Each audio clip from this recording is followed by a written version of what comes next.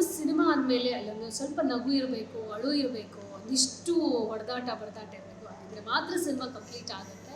ಒಳ್ಳೆ ಸಾರಾಂಶವನ್ನು ಹೊತ್ತಂದಿರುವಂಥ ದಿಲ್ಖುಷ್ ಸಿನಿಮಾದಲ್ಲಿ ಒಂದು ಒಳ್ಳೆ ಪಾತ್ರವನ್ನು ಮಾಡಿರುವಂಥ ರಾಘು ರಾಮನಕೊಪ್ಪ ಅವರು ನಮ್ಮ ಜೊತೆಗಿದ್ದಾರೆ. ಏನು ಹೇಳ್ತಾರೆ ಅಂತ ಕೇಳೋಣ. ನಿಮ್ಮ ಸಿನಿಮಾ ಅಂದಮೇಲೆ ಅಲ್ಲೊಂದು ಕಾಮಿಡಿ ಇರುತ್ತೆ, ನೀವು ಇದ್ದೀರ ಅಂದರೆ ಒಂದು ಕಾಮಿಡಿ ಇರುತ್ತೆ. ಕಾಮಿಡಿ ಜೊತೆಗೆ ಏನೆಲ್ಲ ಮಾಡಿದ್ರಿ ಈ ಸಿನಿಮಾದಲ್ಲಿ? ಹಾಸ್ಯನೇ ಅಂದರೆ ನನ್ನ ಪಾತ್ರ ಒಬ್ಬ ನಾಯಕ ನಟ, ಹೀರೋಗೆ ಅವನ ಲವ್ ಇದೆಯಲ್ಲ, ಆ ಪ್ರೀತಿಗೆ ಒಂದಷ್ಟು ಅಡಚಣೆಗಳು ಬಂದಿರ್ತವೆ, ತೊಂದರೆಗಳಾಗಿರುತ್ತೆ. ಅದನ್ನು ಸಂಭಾಳಿಸುವಂಥ, ಅದನ್ನು ಮ್ಯಾನೇಜ್ ಮಾಡುವಂಥ, ಎಲ್ಲೂ ಯಾರಿಗೂ ತೊಂದರೆ ಆಗದೆ ಬ್ಯಾಲೆನ್ಸ್ ಮಾಡುವಂಥ ಒಂದು ಪಾತ್ರ ನನ್ನದು.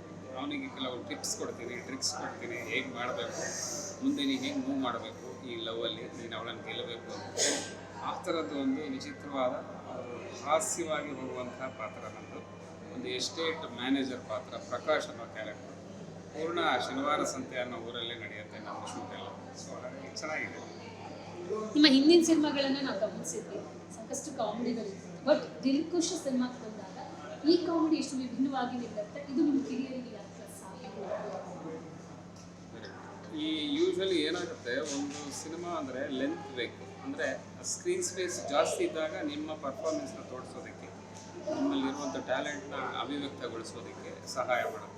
ಯೂಶ್ವಲಿ 2 ದಿನ, 1 ದಿನದಲ್ಲಿ ಶೂಟ್ ಮುಗಿದು ಹೋಗ್ಬಿಟ್ರೆ ಆ ಸ್ಕ್ರೀನ್ ಸ್ಪೇಸು 2 ನಿಮಿಷನೋ 5 ನಿಮಿಷನೋ ಬಂದು ಹೊರಟೋದ್ರೆ ಆ ರಿಯಲ್ ಟ್ಯಾಲೆಂಟ್ ಗೊತ್ತಾಗಲ್ಲ.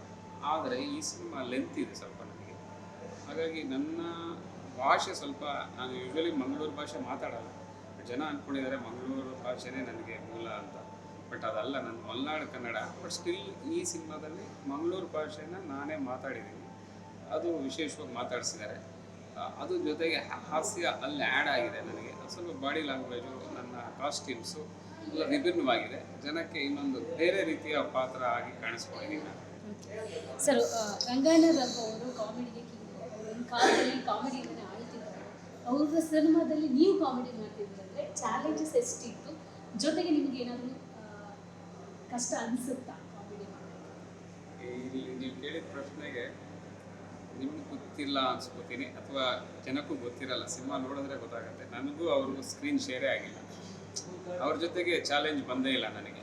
ಅಂದರೆ ಅವ್ರ ಜೊತೆಗೆ ಅಭಿನಯಿಸುವಾಗ ನೀವು ಕೇಳಿದ ಪ್ರಶ್ನೆಗೆ ಉತ್ತರ ಕೊಡ್ಬೋದು ನಾನು. ಅಂದರೆ ಚಾಲೆಂಜ್ ಇರುತ್ತೆ ನಮಗೆ, ಅವ್ರ ಸಮನಾಗಿ ನಟಿಸ್ಬೇಕಲ್ಲ ಅನ್ನೋದು. ಬಟ್ ನಾನು ಅವ್ರು ಮೀಟೇ ಮಾಡಿಲ್ಲ ಸಿನಿಮಾ ಶೂಟಿಂಗಲ್ಲಿ. ಹಾಗಾಗಿ ಒಟ್ಟಿಗೆ ಮಾಡೇ ಇಲ್ಲ, ಆ್ಯಕ್ಟ್ ಮಾಡೋ ಸಂದರ್ಭ ಬಂದಿಲ್ಲ ಕಥೆಯಲ್ಲಿ. ಬಟ್ ನಾನು ಹೇಳೋದು, ಕನ್ನಡದ ಅದ್ಭುತ ನಟ ರಂಗಾಯಣ ರಂಗ ಅವರು. ಅವ್ರು ಮಾಡಿದಂಥ ಸಿನಿಮಾದಲ್ಲಿ ಇದ್ದೀವಿ, ಅವ್ರ ಜೊತೆಗೆ ಇದ್ದೀವಿ ಅನ್ನೋದೇ ಖುಷಿ. ಅದಲ್ಲದೆ ಈ ಸಿನಿಮಾ ಹೊರತಾಗಿ ಬೇರೆ 2-3 ಸಿನಿಮಾ ರಿಲೀಸ್ ಆಗಬೇಕಾಗಿದೆ. ಅದರಲ್ಲಿ ನಾನು ಅವರು ಒಟ್ಟಿಗೆ ಆ್ಯಕ್ಟ್ ಮಾಡಿದ್ದೀವಿ. ಸಾಕಷ್ಟು ಟಿಪ್ಸ್ ಕೊಟ್ಟಿದ್ದಾರೆ ಬೇರೆ ಸಿನಿಮಾದಲ್ಲಿ. ಒಬ್ಬ ನಟನಿಗೆ ಇರಬೇಕಾದಂಥ ಅರ್ಹತೆ ಏನು, ಕೌಶಲ್ಯಗಳೇನು, ಟಿಪ್ಸ್ ಏನು, ಅದೆಲ್ಲ ಹೇಳ್ಕೊಂಡು ನಮ್ಮನ್ನು ತಿತ್ತಾ ಬರ್ತಾರೆ. ಈ ಸೀನಿಯರ್ ಆ್ಯಕ್ಟರ್ಸ್ ಜೊತೆ ಆ್ಯಕ್ಟ್ ಮಾಡುವಾಗೆಲ್ಲ ನಮಗೆ ಅದೇ ಪ್ಲಸ್ ಆಗುವಂಥದ್ದು. ಅವ್ರ ಸಮನಾಗಿ ಆ್ಯಕ್ಟ್ ಮಾಡಬೇಕಾಗತ್ತೆ. ಅವ್ರು ಸಮನಾಗಿ ಆ್ಯಕ್ಟ್ ಮಾಡಿಲ್ಲ ಅಂದಾಗ ಅವ್ರಿಗೆ ಬೇಜಾರು. ಹಾಗಾಗಿ ಅವ್ರು ನಮ್ಮನ್ನು ಜೊತೆಗೆ ತೀಡಿ ಕರ್ಕೊಂಡು ಹೋಗ್ತಾರೆ ಅವ್ರ ಸಮಕ್ಕೆ. ಸೊ ಹಾಗಾಗಿ ನಮ್ಮಲ್ಲೂ ಒಂದಷ್ಟು ಆ ಟ್ಯಾಲೆಂಟ್ ಏನಿದೆ ಹೊರಗೆ ಬರೋದಕ್ಕೆ ಸಹಾಯ ಆಗುತ್ತೆ. Okay sir, thank you madam. ನೋಡಿದ್ರಲ್ಲ, ಇದಿಷ್ಟು ರಾಘು ರಾಮನಕೊಪ್ಪ ಅವರ ಮಾತಾಗಿದ್ದು. ಯಾವ ಥರ ಕಾಮಿಡಿ ಮಾಡಿದ್ರು ಅನ್ನೋದು ಸಿನಿಮಾದಲ್ಲಿ ಗೊತ್ತಾಗುತ್ತೆ. ಕ್ಯಾಮ್ರಾ ಪರ್ಸನ್ ಅರುಣ್ ಜೊತೆ ದೀಪಿಕಾ ವಿಸ್ತಾರ, ನ್ಯೂಸ್ ಬೆಂಗಳೂರು.